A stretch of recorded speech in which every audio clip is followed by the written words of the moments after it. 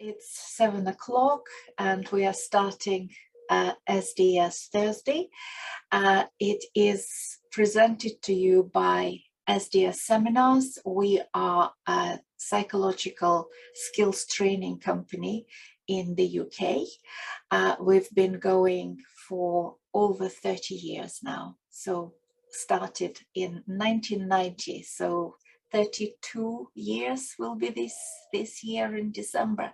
I am Dr. Julia Budnik. I'm one of the directors of SDS Seminars, and my co-director, Paul Grantham, is there waving at you.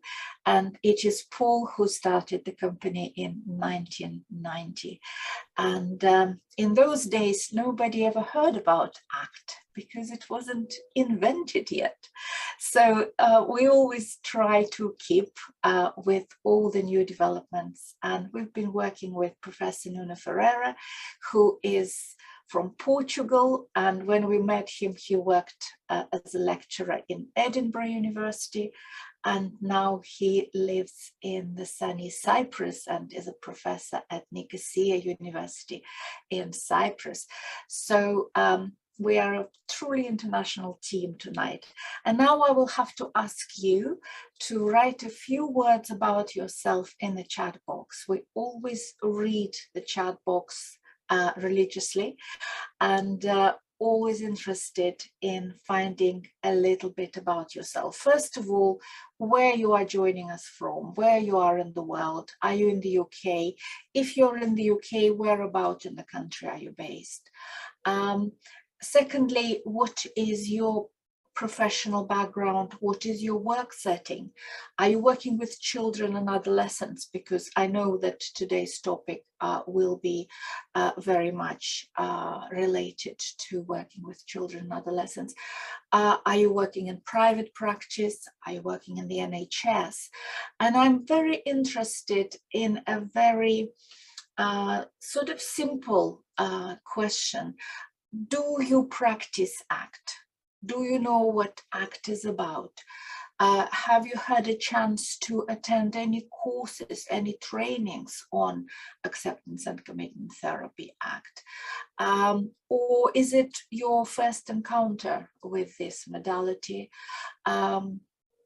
What would you like to get out of tonight's event? Because we will very much try to refer to your questions and ask Nuno some of your questions.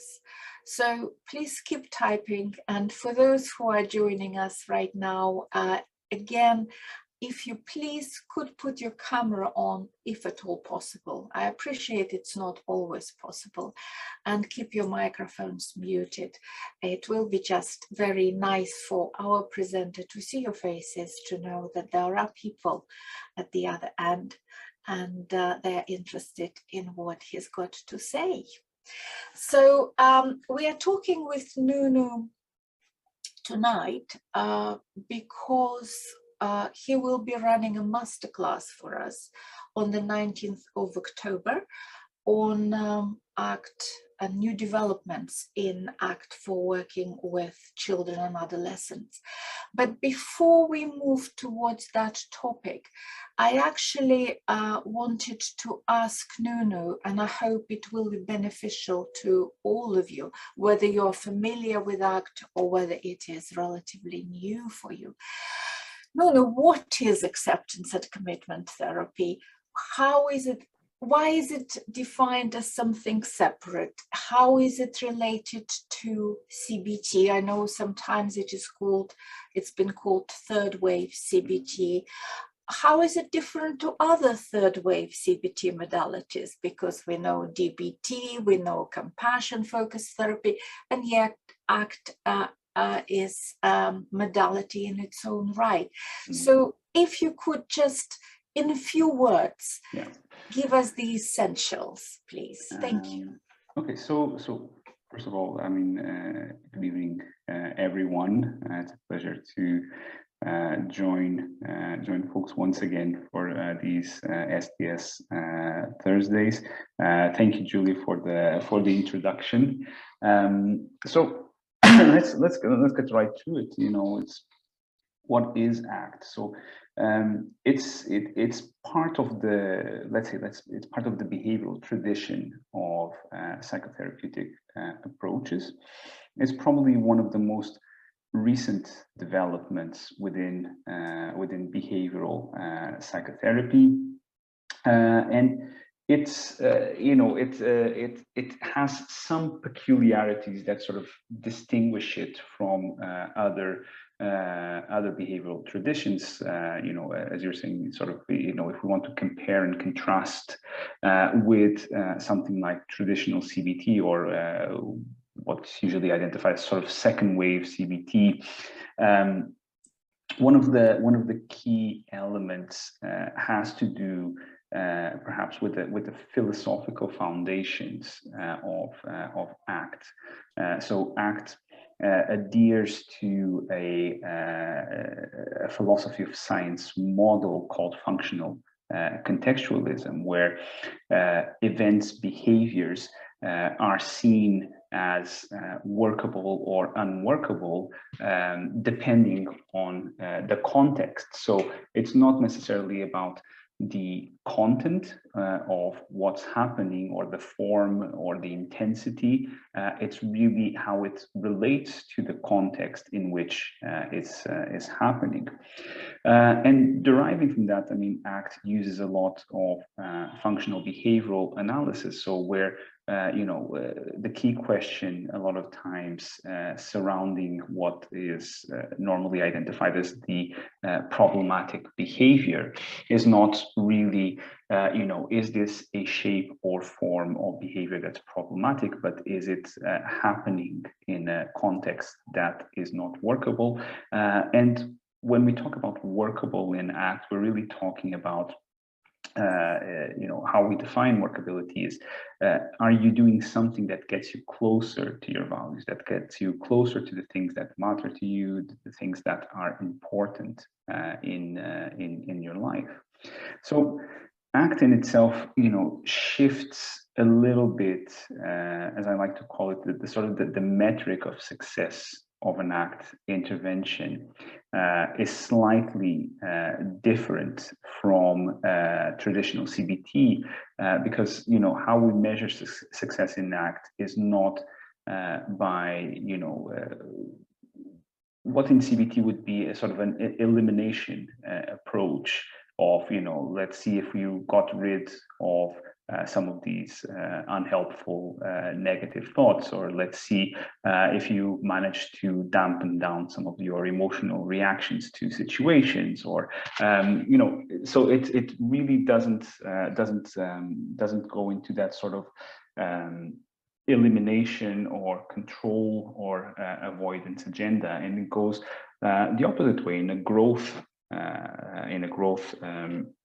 targeted agenda, where again, whether symptoms or experiences that people are struggling with continue to exist or continue to be experienced, is less of an issue. It's more how you relate to those experiences, and in how you relate to those experiences, are you engaging in growth oriented behaviors? Are you engaging in valued behaviors?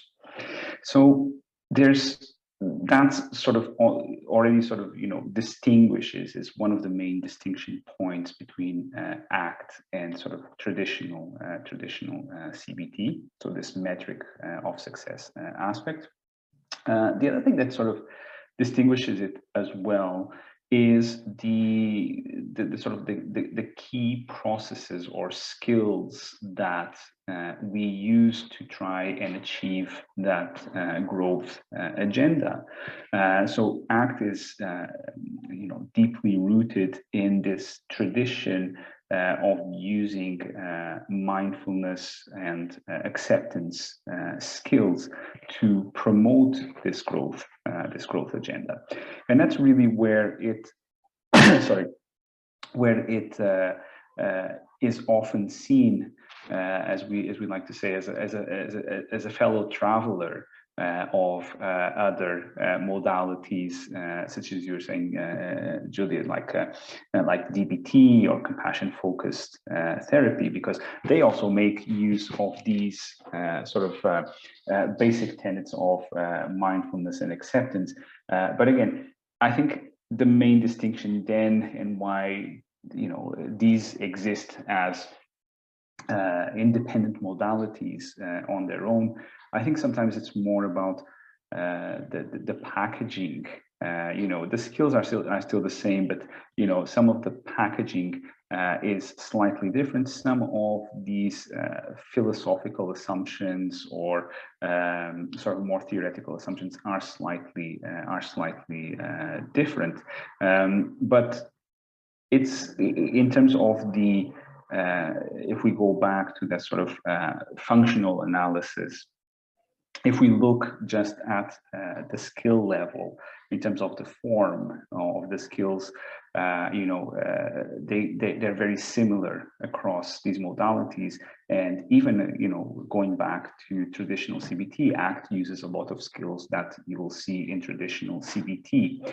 Again, what's differing there, it's really, what's the function of the skill, what's the context in which the skill is being applied, and again, that aspect, what's the target, why are we applying this skill, and again, going towards that sort of growth, workability, values-based agenda. Thank you. So just to summarize, what I've heard is values. First of all, it was the word which you repeated several times. So working with intrinsic values for each individual. Acceptance, mindfulness, where the commitment comes from. Where's the bit acceptance and commitment therapy? So what about commitment?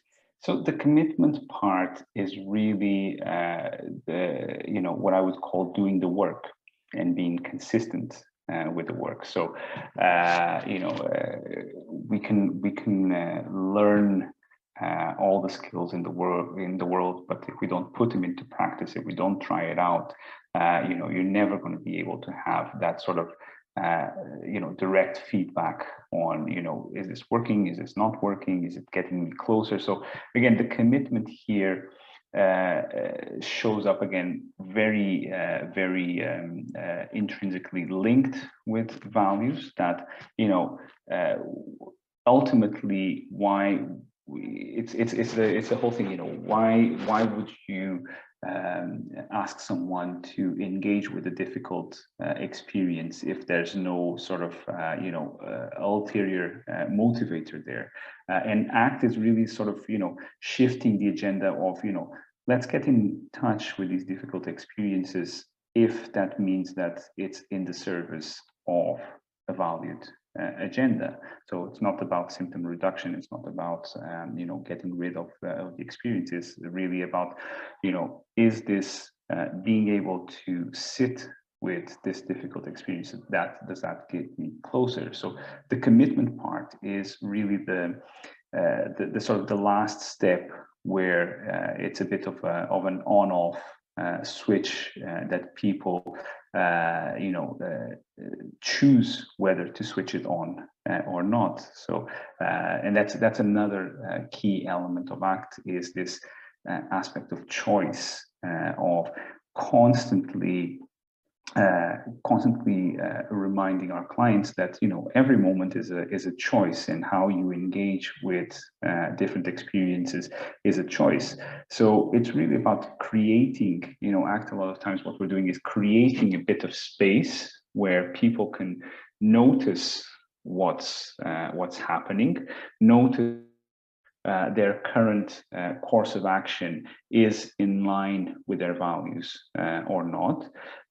Notice, okay, well, if it's not, then what other choices are in this particular moment, in this particular situation, in this particular context, that I could take that would get me actually closer to my valued agenda, rather than the course I might be on now, which might be taking me away from things that are important.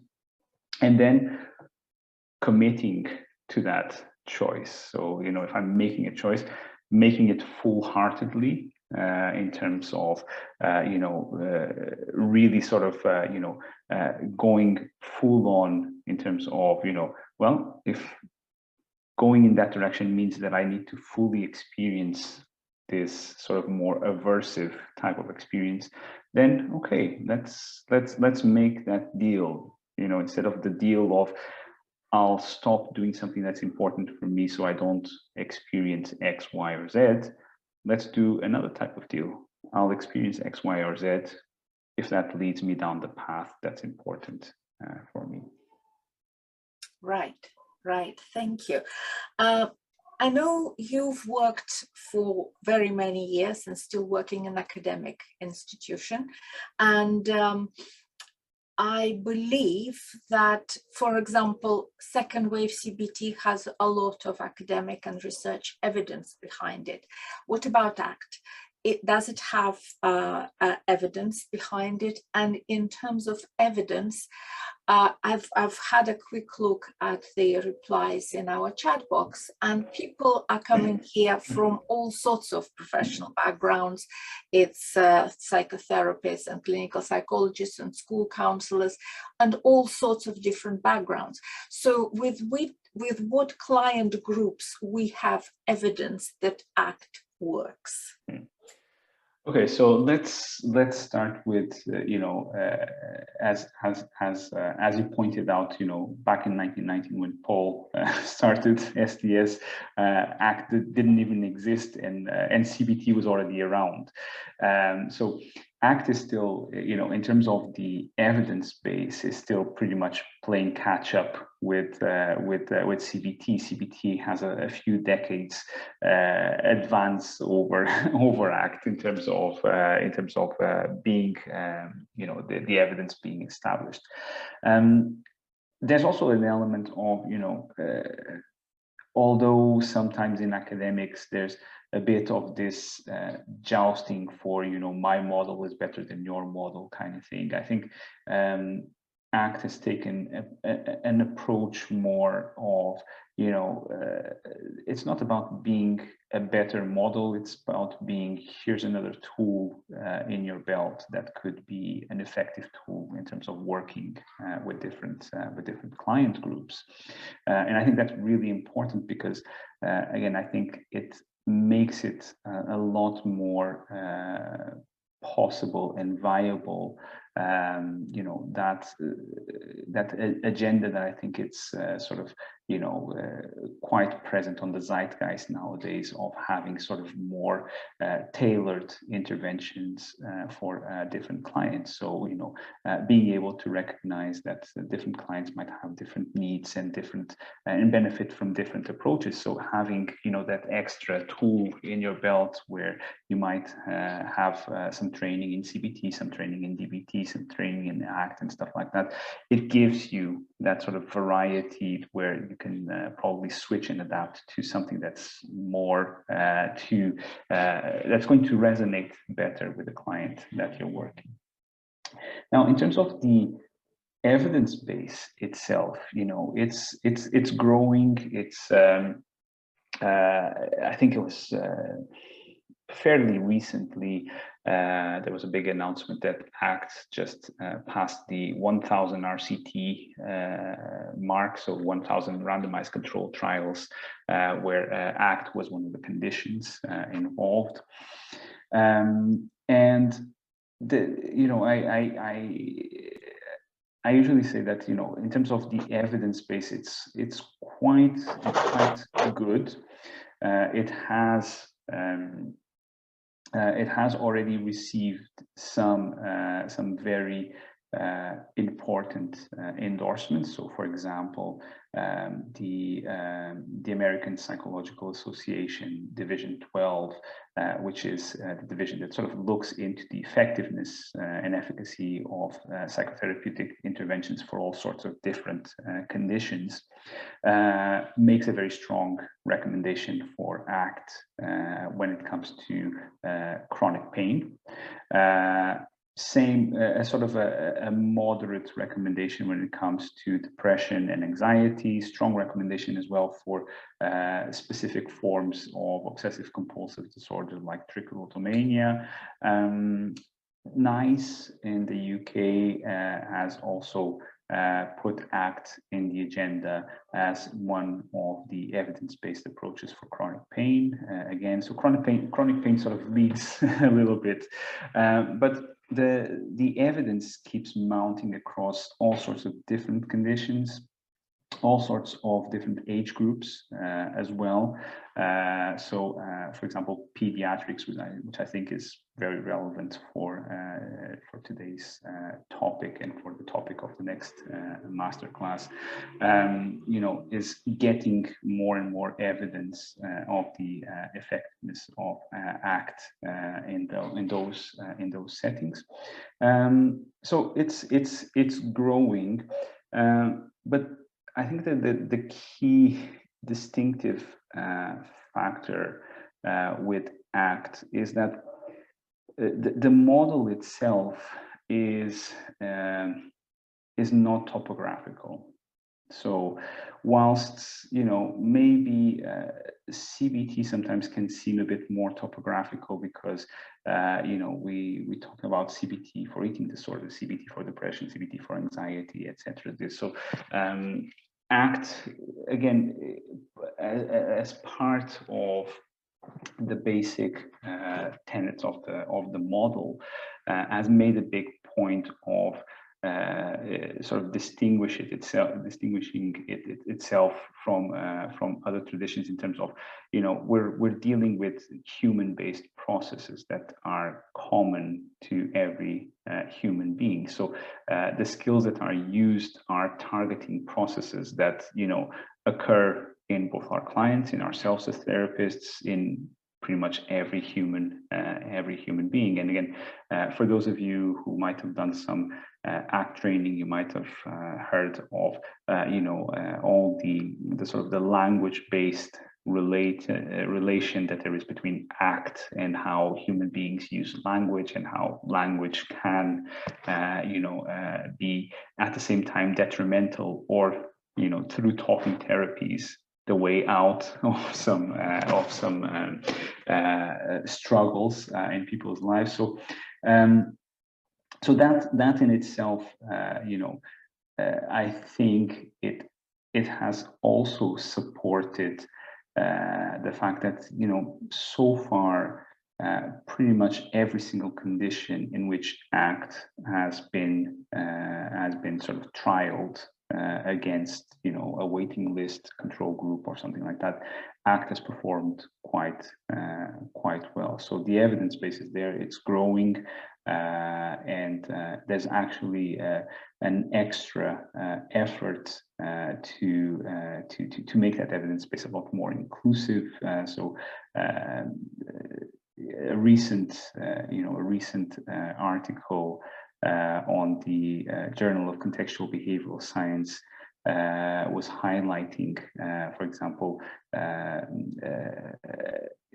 set of randomized controlled trials that were done in Iran, where most people would not have access to that information because they were written in Farsi, in journals that are not usually accessible in Western countries. So the community itself really sort of reaches out to let's get the evidence that's out there, and they managed to sort of break through that wall. And so just in Iran alone there was over 100 randomized controlled trials that were done, that a lot of us in the West didn't know about, with wonderful data. So again, it just keeps growing, and the community is really active and active and committed to demonstrating the evidence base behind ACT. That's great, thank you. So if I am a therapist, one of the people here on our screen who hasn't trained in ACT, didn't do a course at university or anything in ACT, and I want to learn ACT, and I come to SDS seminars for it. The question I want to ask: what kind of background, training, professional background you need to have to be able to learn ACT, say, with SDS? We are running BPS approved certificate in acceptance and commitment therapy, which I will talk to all of you about in a minute. But the question is, do I need to be trained in something special in order to learn ACT, in order to add ACT to my toolbox? Well, I mean, again, ACT is, even though it's a psychotherapeutic intervention, is not, again, it's not exclusive to psychologists in a way. And again, looking at the model itself, I mean, the model itself, if you want to sort of go in very deep, there's probably a lot of psychological jargon that, you might need to catch up a little bit on. But because the training itself tends to be experiential in nature, so you're not learning these processes via, some jargony talk.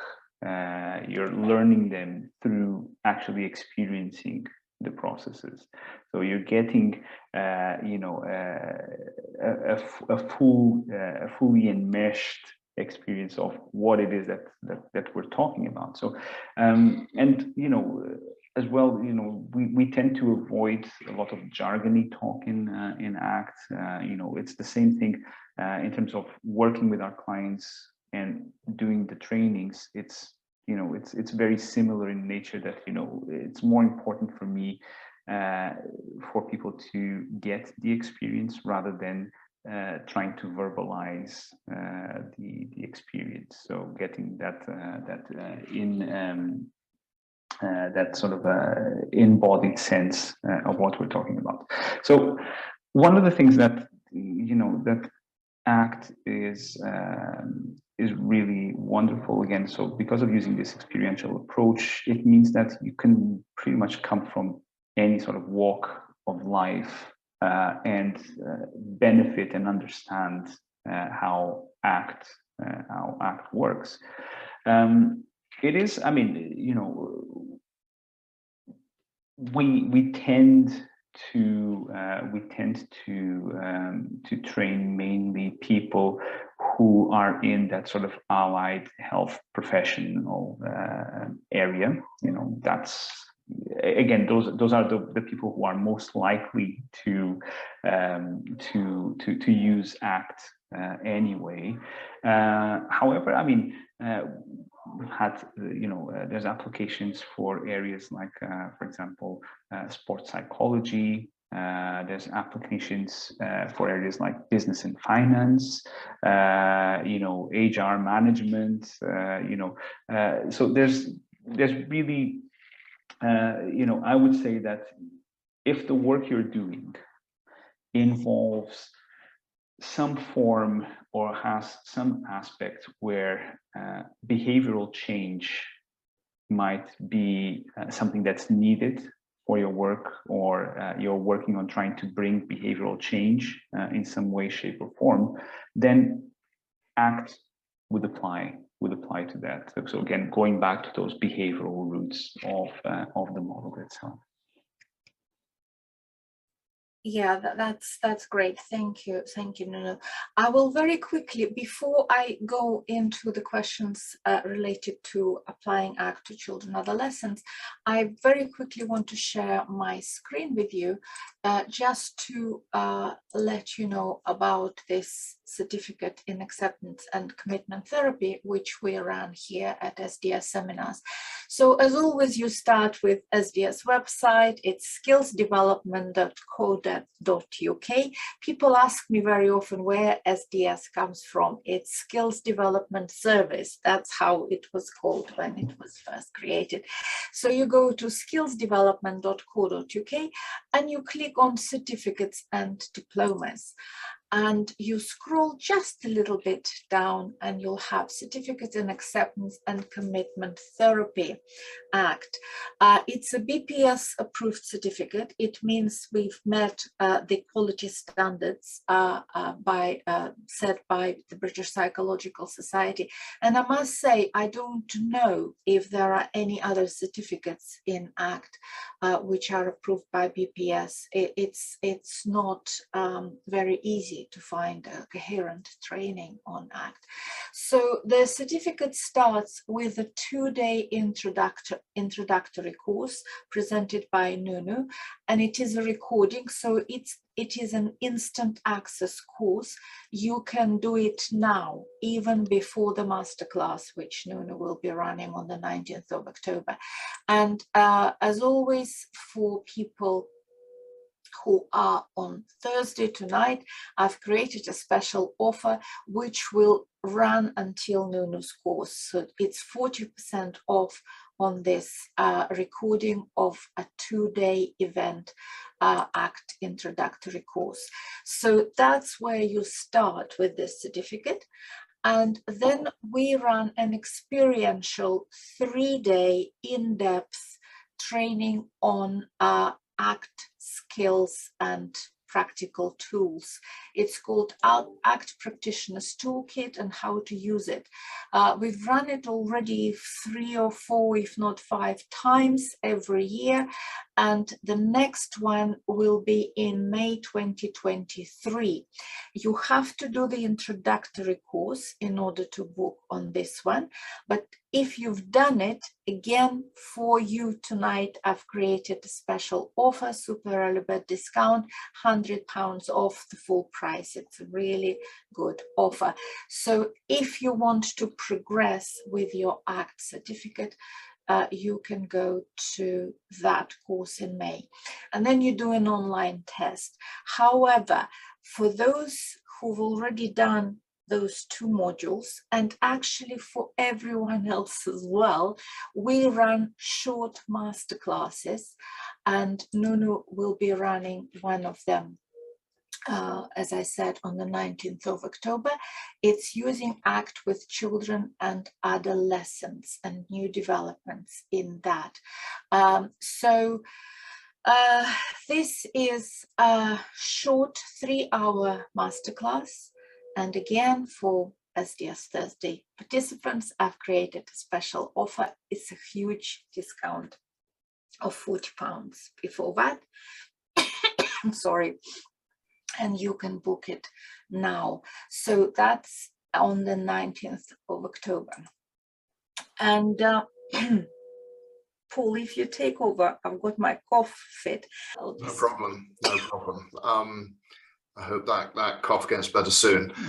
Yeah, can you say, if I can come in at this particular point, Nuno, about using ACT with children. You've used quite a lot of concepts in terms of your description of ACT, and you've also placed some degree of emphasis on the use of language as well. And I guess that trying to immediately conceptualize or think about how that applies to children who are not necessarily, depending on their age, of course, not necessarily the most verbal of folk. Can you just start off by just giving us a concrete example of a common problem that you might come across in terms of working with a child, and what an ACT approach might, in part at least, consist of? Okay, so let's talk, for example, within my concrete area of action, where I think pediatrics will be the closest example that I can give. So, working, for example, with child or adolescent chronic pain.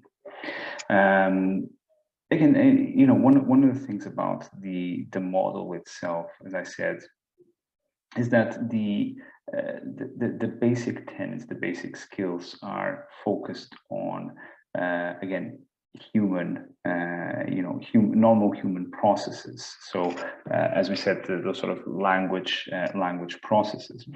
But again, we go back to the functional analysis of what is happening. Whether it's a child, an adolescent, or an adult, we're always asking those questions. Okay, so what's the function of this behavior in this specific context? What is this in the service of? Is this serving a valued agenda? Is this serving a more avoidant agenda? Now, the wonderful thing about working with young people is where adults sometimes struggle with all this verbal content because either they have more of it just because they've been around for longer, or they've through experiential learning, they've trained certain unhelpful patterns more firmly than kids.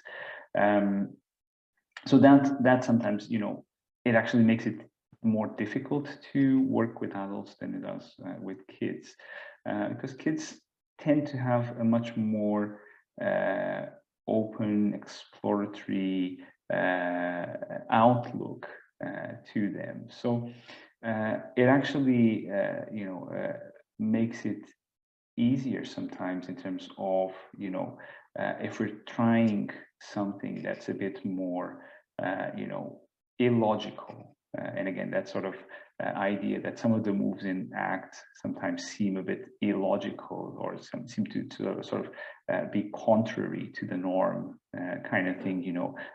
Why would you go towards the pain if pain is unpleasant? Why wouldn't you want to get away from it or have less of, kind of thing?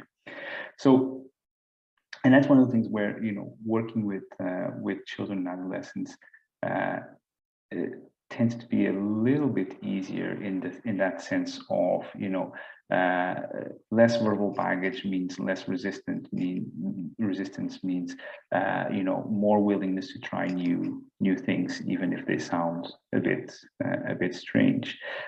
So when we're approaching things like especially sort of mindfulness skills with kids, it's incredible how naturally mindful children and adolescents already are. They're much more in the moment than most of us adults can ever try to be, even with all the mindfulness training that we might do. There's an element of paying attention to the here and now that children and adolescents have. So a lot of the work, sometimes it's more about sort of maximizing that, again, in a sort of more workable way. One of the challenges, so there's obviously there's a flip coin, there's a flip side to the coin with all of these things, is that sometimes what might be a bit more challenging working with young people is the aspect of values, because again, it comes down to if the lack of experience means that you have less verbal training, less resistance to explore new things, it also means that you have probably less experience, or less you've had less opportunities to contact things that might be important for you, or it might be more difficult to sometimes verbalize some of the things that are important for you. So that's one of the areas where in the application of ACT for children and adolescents, we end up having to be a little bit more creative than when we're working with adults.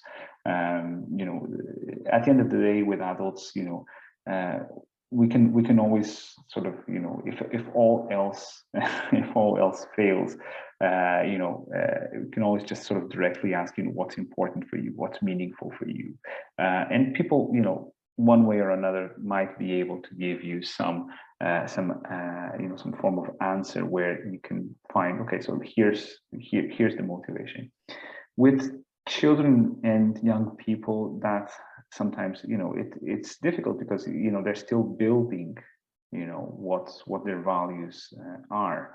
They're still you know, often very constricted to, you know, whatever their family experience is, and you know, most of the times the values align with family experience. And as we all know, a lot of times when we're working with children and young people, we're not working with children and young people, we're working with the whole ecosystem surrounding them, especially the family ecosystem. So that in itself can sometimes also be a big challenge in terms of, you know, if the value system within the family is detrimental to the young person, you know, how do we then you know, approach that?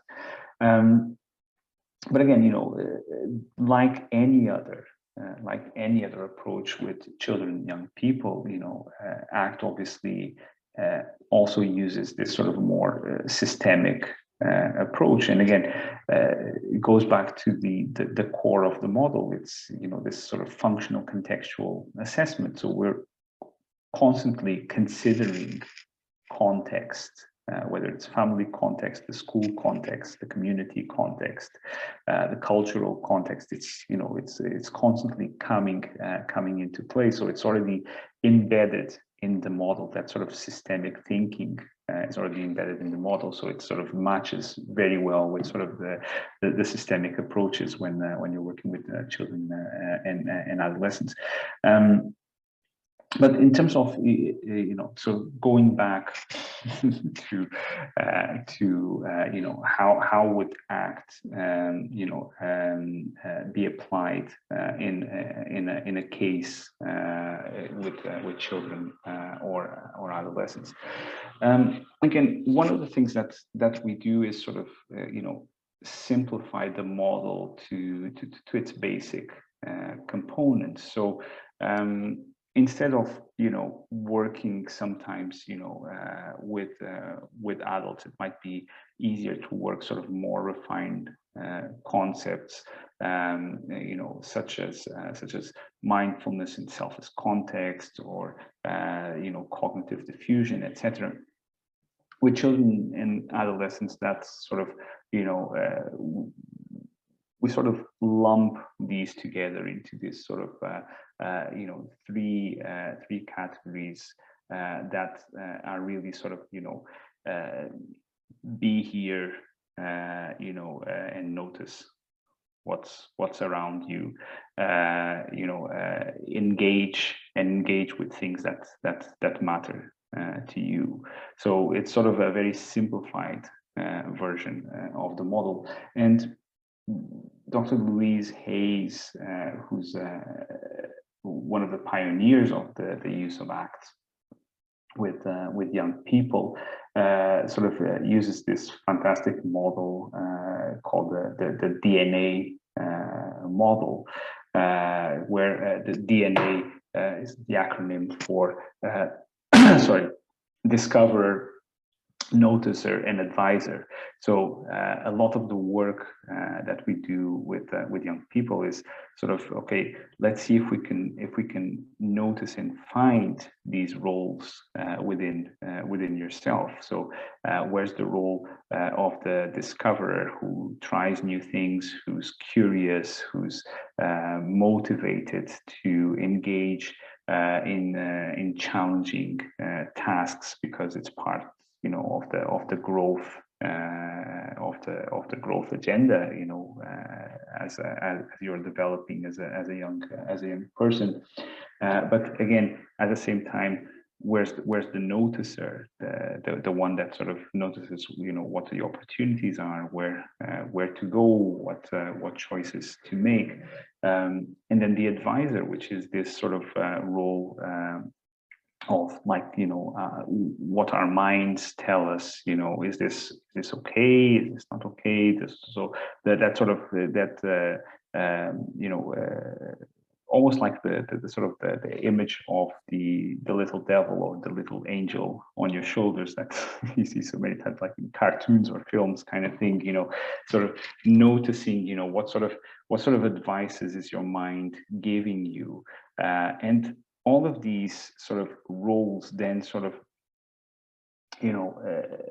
how can we then sort of line them up or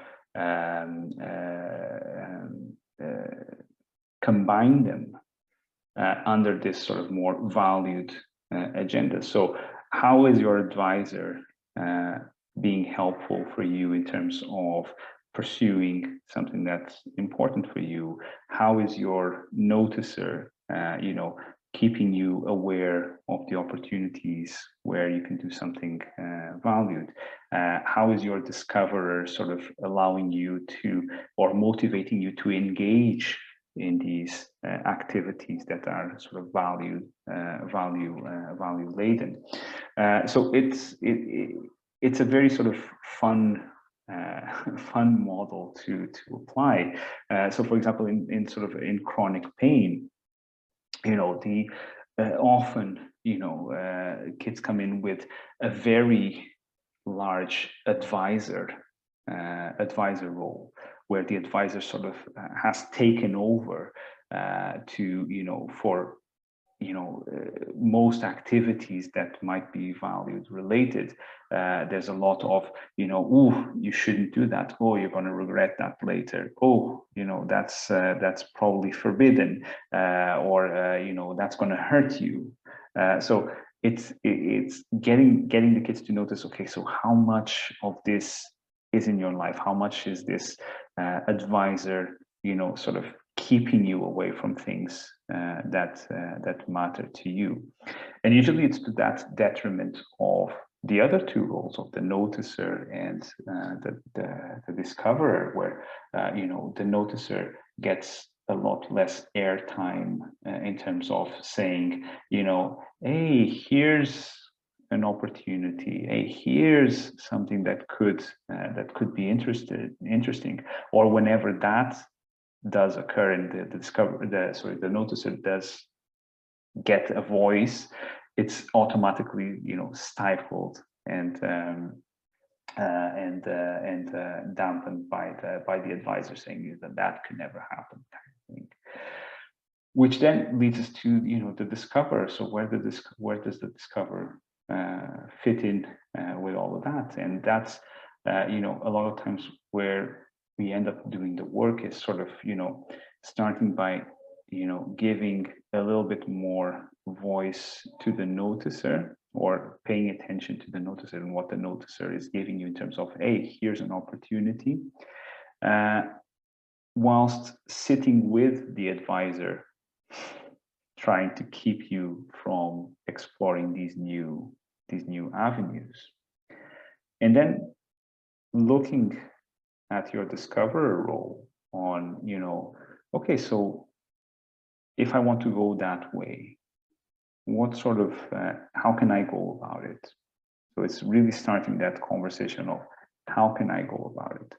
So in chronic pain, a lot of times it's going back to that sort of, okay, so how can we still serve a valued agenda in a way where pain doesn't necessarily need to go away. It might still be present, but at the same time where where we can still have some of those valued moments. And a lot of times it's really about sort of finding different forms to do things. So again, we go back to that functional analysis, that here we're using something like, the advisor, the noticer, and the discoverer as a way of talking about some of that functional analysis of, how can we have some of these roles being played out? So the function of the behavior, how can we have these roles being played out in a way that, it might not be the way you used to do it. So let's see if we can find a new equivalent way, or if it is the way that you used to do it, let's see if we can engage fully with these three roles, even if it's, just for a shorter period of time or a briefer moment. So it's really,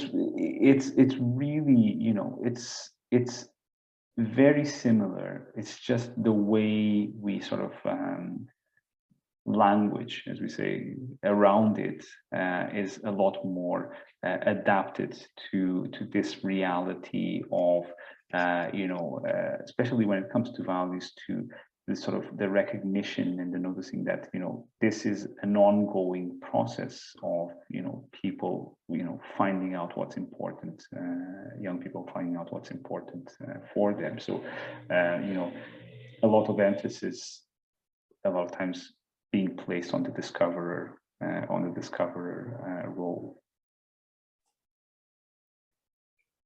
Thank you. Thank you, Nuno. Before we finish, I wanted to mention there's a question from Rob, but before that, Rob made a very interesting comment, which I think would be interesting to discuss before we part tonight. He says he works with adolescents and he actually knows quite a lot about ACT, but sometimes it feels quite intimidating to put it into practice. So my question to you, Nuno, if somebody will come to the course on ACT for adolescents and children, and sort of without knowing very much about ACT at all, without ACT background, would you be able to teach them and give them some pointers in terms of practical ideas which can be put into practice straight away? So in terms of, the putting things into practice, obviously, one of the aspects that we will be covering during the masterclass is, some practical ways of starting this work. Ultimately, as we always say within the ACT community, you need to walk the walk before you talk the talk. So putting things into practice is really us stepping into our discoverer role and actually, as they usually say, putting our money where our mouth is, kind of thing. So this sort of, you're never going to know if it's useful in the context where you're trying to apply it until you actually try and apply it. So obviously, it's not going to be about, sort of going in blindly, and obviously something like the masterclass will help people get a bit more of guidance or a bit more of ideas on how to work around these subjects with young people. So I would definitely, I think that coupled with some basic training on the model, like the introductory course or something like that, would, at least give you the basic elements to then take that next step of trying it out and see how it works in the context that you're working with.